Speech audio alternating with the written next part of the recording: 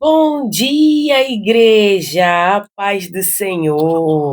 Leitura bíblica de hoje para darmos continuidade à nossa série de Quem é Jesus?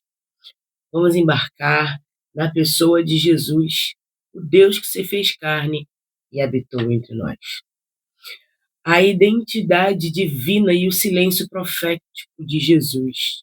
Nesses textos, vamos ver como ele lidou com os seus opositores, como ele estabeleceu limite entre o reino de Deus e o mundo e revelou sua eternidade.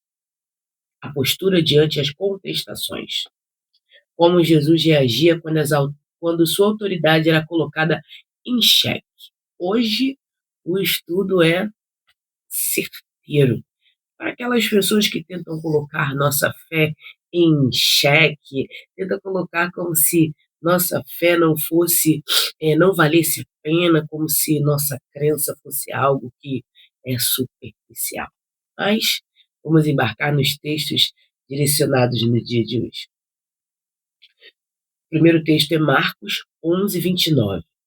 Jesus respondeu: Eu lhes farei uma pergunta. Respondam-me. E lhes direi com que autoridade estou fazendo essas coisas. O contexto aqui é Jesus Cristo na frente dos fariseus e mestres da lei. Eles estão contestando a Jesus se o batismo ao qual ele batizava, se era de Deus ou se era dos homens. O capítulo 11 narra a entrada triunfal em Jerusalém e a purificação do templo. Jesus amaldiçoa a figueira, um símbolo de uma religiosidade estéril, e é confrontada pelos líderes religiosos que questionam a origem da sua autoridade. Com que autoridade? E Jesus, ele sutilmente já dá uma rasteira aqui, ó, bonita, e derruba esses mestres da lei aí, ó. Jesus utiliza o método do debate rabínico e responder uma pergunta com outra. Ao citar o batismo de João, ele coloca os líderes em um dilema moral. Se João era de Deus, por que não creram? Olha aí a dúvida. A autoridade de Jesus não precisa de validação humana, pois ela é evidente em suas obras e alinhada com os profetas. Se vemos os profetas, se vemos as ações dos profetas, a ação de Jesus e de João Batista eram bem próximas. Claro que Jesus era superior, né? Que ele era o Filho de Deus. E ele veio com um único propósito: trazer luz a esse mundo e salvação. E nós é que devemos nos moldar ao padrão de Deus, ao padrão de Cristo Jesus, e não ficar ali, ó, enchendo a paciência, enchendo a paciência. Ou a gente se amolda ao padrão das Escrituras, ou então querer ficar de quê? Tá só se iludindo. O padrão existe e ele precisa ser seguido, que é o de Jesus Cristo. E aí, meu irmão, e aí, minha irmã, é só ladeira abaixo quando a gente não segue as Escrituras Sagradas. Quando a gente tenta viver do nosso jeito ou tenta moldar, isso aqui eu posso usar, isso aqui para mim não dá muito não, isso aqui para mim não dá, isso aqui para mim dá. E eu fico selecionando o que eu vou seguir, o que eu não vou seguir, o que eu vou fazer, o que eu não vou fazer. Se torna algo irrelevante, se torna algo vazio. Muitas das vezes questionamos por que Deus permitiu isso, ou quem ele pensa que ele é. Antes de exigir respostas de Deus, precisamos estar dispostos a obedecer à verdade, que ele já nos revelou. A obediência precede a compreensão. Ou seja, quando eu sou obediente, eu entendo os porquês que Deus está fazendo tais situações. Eu entendo que tudo é para a glória de Deus. E não fico questionando a Deus. Mas por quê? Mas por quê? Mas por quê? Eu troco mais por quê. Sim, Senhor. Me mostra para quê. O que eu preciso melhorar? Para que eu preciso melhorar? Para que direcionamento eu vou seguir? O que vai ser bom para mim? Deus sabe de todas as coisas. Jesus ele não caía em armadilhas retóricas. Ele devolvia a responsabilidade aos críticos. Você não é obrigado a responder a quem não quer a verdade, mas apenas causar confusão. Use a sabedoria. Ou seja, existem pessoas que vão entrar em contenda com a nossa fé, querendo explicações mirabolantes, sendo que elas sabem qual é a verdade. Todos sabemos qual é a verdade. Se não seguirmos, se a pessoa não segue, não é você que vai tentar convencer a pessoa da sua fé. A gente não precisa convencer ninguém a nada. É ela que tem que enxergar os erros dela, o pecado dela. A gente não convence. Quem convence é a palavra de Jesus Cristo. Se a palavra não está sendo suficiente, é porque essa pessoa não está buscando a palavra. Ela está buscando uma autoafirmação. E ela quer defender suas práticas. Eu parei para pensar na minha vida muito isso. Porque muitas pessoas veio me questionar: "Ah, mas por que você se tornou evangélica? Por que você se tornou crente? Você sempre foi católica? Você sempre foi dentro da igreja católica?" Eu fui eu fiz de tudo, só não fui coroinha, mas de resto, eu ia à missa, eu ia a terço, eu dei catequese para criancinha, eu fiz muita coisa. Fui uma membra ativa, mas conheci a palavra. E quando você conhece a palavra, você vê muita coisa. Então, se você hoje está em qualquer meio religioso, tenta começar a estudar a Bíblia. Lê a Bíblia e façam comparativas. Eu não falo isso somente para quem está em outra crença, mas para quem está dentro do meio evangélico também, que tem muito evangélico, muito crente que é salafrário, que é pilantra, que usa das escrituras para poder pegar dinheiro do pobre, pegar as coisas dos outros. Então, você hoje está no meio religioso e você está se perguntando: será que eu estou no caminho certo? Primeira coisa, leia a Bíblia. Se a sua fé, a sua crença, ela não te leva para as escrituras sagradas, se ela não te leva para a Bíblia, irmão, já tem alguma coisa errada aí. Já começa nesse ponto. Se não te leva para a Bíblia Sagrada, se não te faz abrir e ler e estudar, já tem alguma coisa errada aí. Já começa por aí. Se não te leva para as escrituras, tá errado. Esse é o primeiro ponto. Se você não consegue entender o texto, busque aprender. Hoje em dia nós temos escolas da Bíblia, nós temos o Chat GPT que ensina a exegese do texto, ensina o contexto do texto. Então não adianta você dizer para mim assim: "Ah, mas eu não entendo". Entende. Hoje em dia a gente tem como entender. Eu mesmo quando tenho dúvida, eu vou lá nos meus mestres, né, Marco Aurélio, Sérgio, Giovanni, Anderson, chego até eles e pergunto: "Ó, não entendi muito bem esse texto aqui". Graças a Deus eu tenho muitos anos de estudo bíblico e muita coisa eu já consigo digerir e entender sozinha. Mas quando eu tenho alguma coisa bem mais profunda e eu preciso de um questionamento um pouco maior, eu sento com eles. E ainda de antemão ainda pergunto ainda o chat GPT para ele me ajudar no contexto, para eu entender o contexto do texto, porque não é só ler, você tem que entender. Depois que você entendeu, caraca, cara, parece que abre assim, ó, pá, na tua mente, que é algo surreal. Então, primeiro ponto, se a sua religião, se a sua fé não te leva para as escrituras, pense. Comece a ler as escrituras. Não entendeu? Busque alguém que entenda. E questione. Pode ser o seu líder. Se ele não souber responder o contexto, ou ele ficar colocando mais acrescentando uma vírgula que seja, tá errado. Então, volte-se aonde você possa estudar a palavra, onde você possa aprender do Senhor. Eu fiz isso. E pra mim eu fiz isso e pra mim foi um divisor de águas. Por quê? Quando eu passei a ler, quando eu passei a estudar, quando eu passei a aprender do Senhor, não tinha como eu permanecer naquele vínculo religioso que eu tinha. Eu tive que me direcionar para as escrituras. E eu faço isso até hoje. Se eu vou num determinado local e o irmão está pregando uma coisa que não é verdade, eu levanto e me retiro. Porque não dá. Eu posso sim, se eu for convidada para ir num casamento, se eu for convidada a ir numa festa, eu vou entubar ali.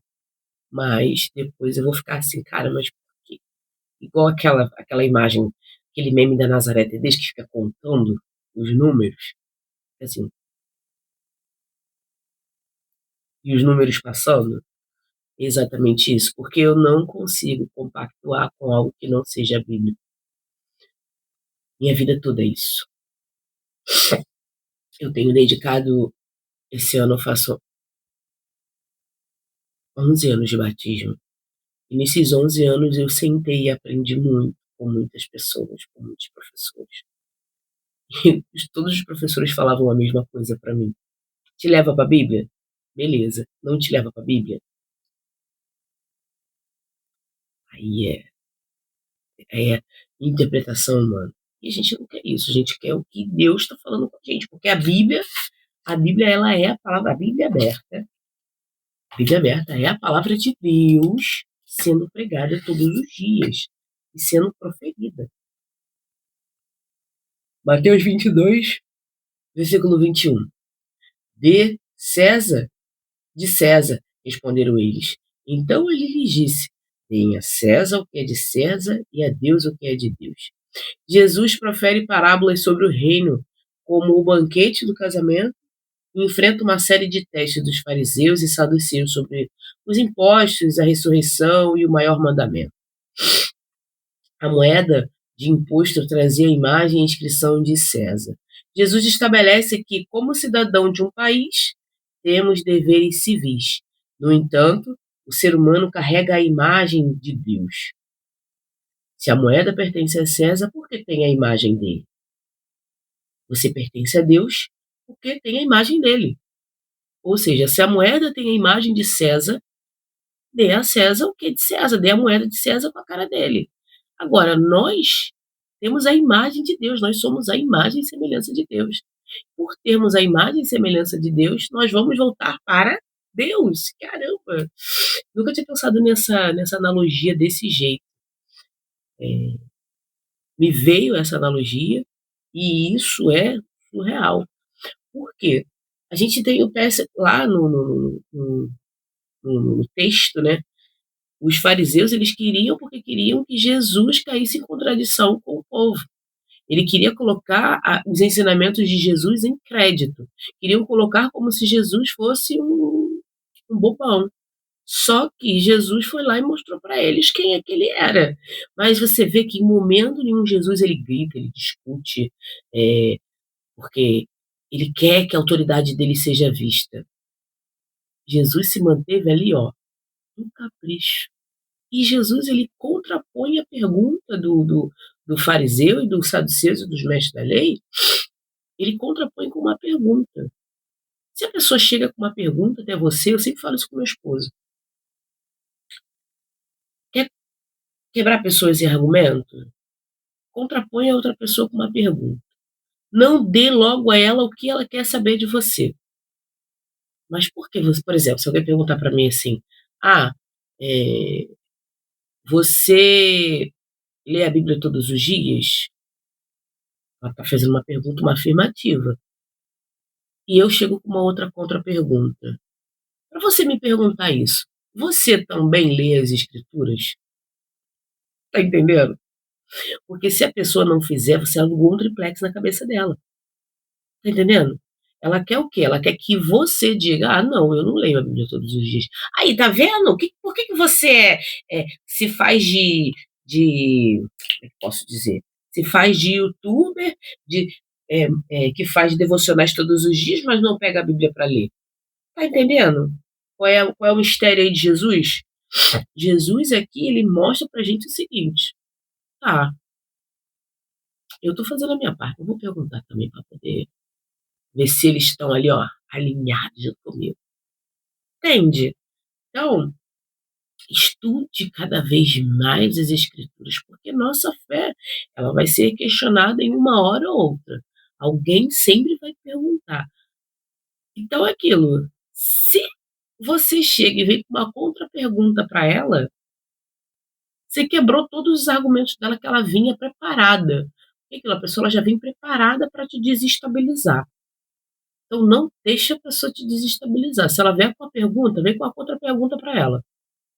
Que aí eu quero ver que ela vai chegar e vai continuar com a argumentação dela. Você vai fazer ela pensar, no que você fez ela pensar, acabou. Você já, ó, acabou. Eles nem tinham tempo para discutir com Jesus, para replicar Jesus. Já ficavam caladinhos, Jesus, mas ó, tchau, você não tem nem resposta para me dar, como é que vocês estão me questionando? Ah, uma vergonha na cara. Jesus é fantástico. Eu amo Jesus. Jesus é fantástico. Tentaram colocá-lo contra o governo. Jesus estabelece a separação entre dever cívico e devoção espiritual. Viva com integridade no mundo, mas mantenha seu coração rendido apenas a Deus. João 8,58.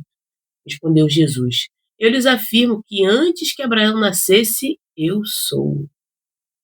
Um dos capítulos mais tensos de João. Jesus se apresenta como luz do mundo e discute com os judeus sobre a verdadeira liberdade e a filiação espiritual. O debate termina com revelação bombástica de sua pré-existência. Esta é a declaração de divindade mais direta de Jesus. Ele não diz eu era, mas eu sou, ego em mim. Ao usar o tempo presente, ele se identifica com o nome sagrado de Deus revelado por Moisés em Êxodo 3,14. Ele afirma ser o Deus eterno que estava presente antes do pai da nação judaica, antes mesmo de Moisés, antes de Abraão. Ele era antes de tudo. Jesus não é apenas um personagem histórico que passou. Ele é o Deus eterno. Isso significa que ele é o mesmo ontem, hoje e para sempre. Você pode ancorar sua vida em alguém que não muda com as suas circunstâncias. Ao usar o nome de Deus, Yahweh, Jesus declara sua existência, sua pré-existência. A reação foi o ódio, mas ele não recuou. A verdade sobre quem Jesus é pode ofender alguns, mas não deve ser suavizada para agradar a plateia. Ou seja, Jesus é o que é. Ele diz: Eu sou. E se alguém tem algum problema com Cristo Jesus, resolva com ele, não vai resolver comigo. Não venha entrar em descrédito com a minha fé, com aquilo que eu acredito, com aquilo que eu deposito crédito, que é Cristo Jesus. Quer discutir? Passa para outro. Discute com Jesus, não discute comigo não. Discute com Jesus, discute com as escrituras. Senta com a Bíblia assim na frente, ó. Senta com a Bíblia assim na tua frente e pergunta para a Bíblia, mas por quê? E é isso aí. Comigo não vai discutir. Uma que eu não tenho nem tempo. Começa por aí, não tenho nem tempo para discussão.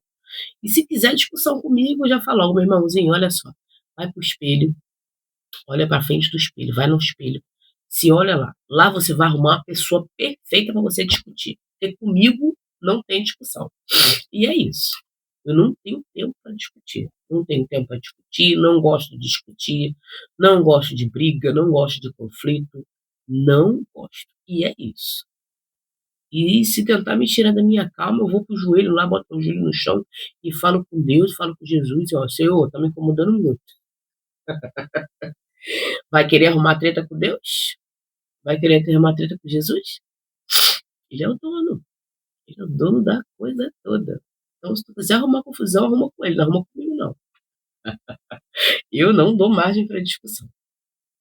Lucas 23, versículo 9. Lucas 23, versículo 9. Ele o interrogou com muitas perguntas, mas Jesus não lhe deu resposta nenhuma. Ou seja, às vezes Jesus, o relato do julgamento de Jesus perante Pilatos, Herodes e Antipas, sua crucificação e sepultamento. O capítulo destaca a inocência de Jesus em contraste com a injustiça dos sistemas humanos. Herodes queria ver Jesus por curiosidade e entretenimento. Esperava um milagre. O silêncio de Jesus é o cumprimento profético de Isaías 53, versículo 7.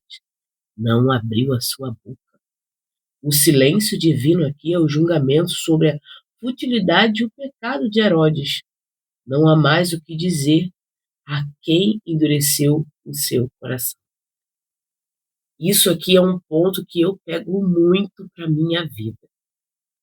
Em debates, discussões, aonde as pessoas pedem para eu me justificar, para eu entrar em descrédito, em confusão, eu aprendi com Jesus uma coisa.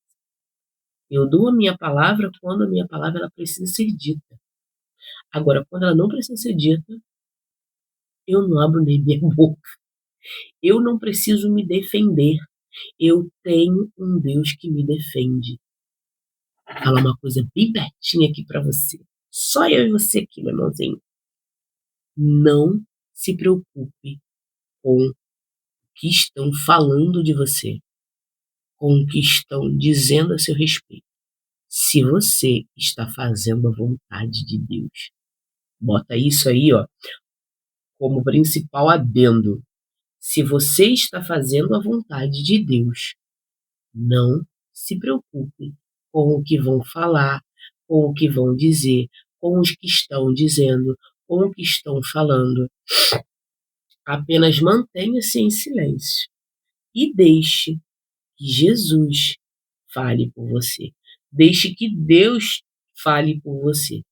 Não precisa você se defender, não precisa você se justificar, porque você tem um Deus e esse Deus cuida de cada detalhe.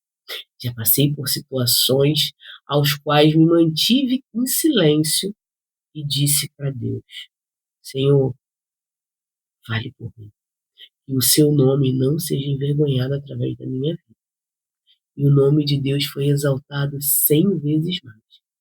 Quem um dia falou de mim, disse com a sua própria voz: é Deus na vida dela. Então, se no dia de hoje você está passando por momentos aos quais as pessoas estão falando de você, as pessoas estão colocando a sua fé em xeque, as pessoas estão criticando, falando mal, fazendo, acontecendo, que seja, fique em silêncio. Fale quando você tiver que falar da palavra, tiver que falar do evangelho. Mas quando for para se defender, Jesus ficou quieto, foi para a cruz, foi crucificado, foi envergonhado, mas voltou glorioso, porque Deus o exaltou. Então, se você hoje está passando por tribulação, está passando por qualquer tipo de coisa, Deus será exaltado através dessa batalha, dessa luta e desse problema que você está passando hoje. Então mantenha-se em silêncio.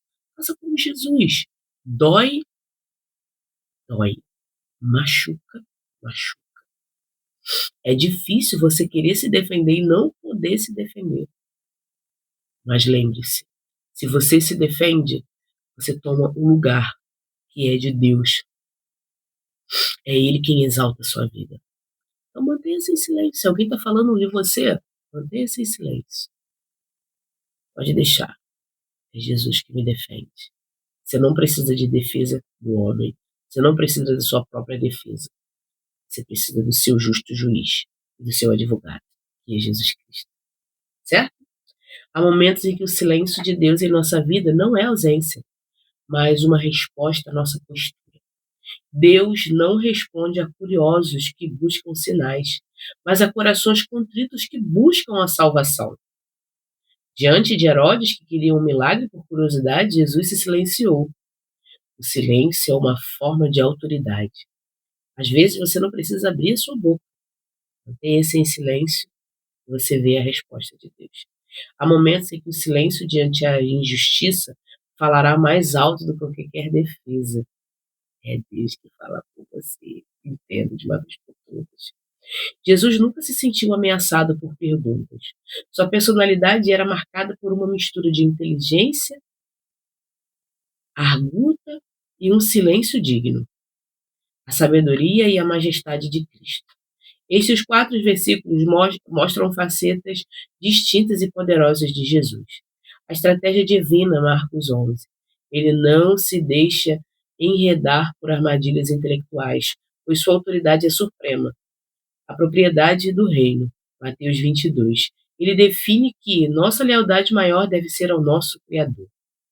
A eternidade, João 8. Ela revela sua própria, ele reve, ela revela ser, ele revela ser o próprio Deus, transcendendo o tempo e a história. A dignidade no sofrimento, Lucas 23. Ele demonstra que sua missão não é dar espetáculo, mas cumprir a vontade de Deus, do seu Pai, mesmo sobre o preço do silêncio e da morte. Para viver esses ensinos, devemos praticar o discernimento. Saber quando falar e quando calar. Como Jesus perante Herodes. Cumprir nossas obrigações sociais sem comprometer a nossa fé. Dê a César o que é de César e dê a Deus o que é de Deus. E, acima de tudo, descansar na certeza de que servimos ao Eu Sou, aquele que é maior do que qualquer problema temporal que possamos enfrentar em nossas vidas. Aprendamos com Jesus que Ele é o soberano, Ele é o Deus de todas as coisas, inclusive da nossa vida. Amém? Vamos orar? Mas, amado, querido Deus, graças te damos por mais um dia que se chama hoje, Senhor. Obrigada, Pai, porque hoje aprendemos a sua soberania, a soberania de Cristo Jesus. Nos momentos em que as adversidades, as lutas e as batalhas vêm para que possamos enfrentar, Pai. Enfrentar muitas das vezes em silêncio, entendendo que é o Senhor, que é Deus quem fala por nós. Então, Pai, no dia de hoje, toma a vida dos meus irmãos aqui presentes, das minhas irmãs aqui presentes, Senhor, que estão aqui até agora, orando e pedindo e clamando. E a eles, Pai, o discernimento de quando falar e de quando calar. Perdoe suas falhas, seus erros, assim como eu peço, Pai, que o Senhor perdoe meus erros e minhas falhas. Tome-nos em tuas mãos, dirija nossas vidas, que possamos, Pai, aprender cada vez mais de Cristo Jesus, a sermos melhores para o Senhor. Fala por nós, Deus. Usa a nossa vida e possamos, Pai, ser exemplo da bondade, do amor, da fidelidade do Senhor. Tome-nos em tuas mãos e dirija-nos. Hoje agora já te agradeço em nome de Jesus. Amém.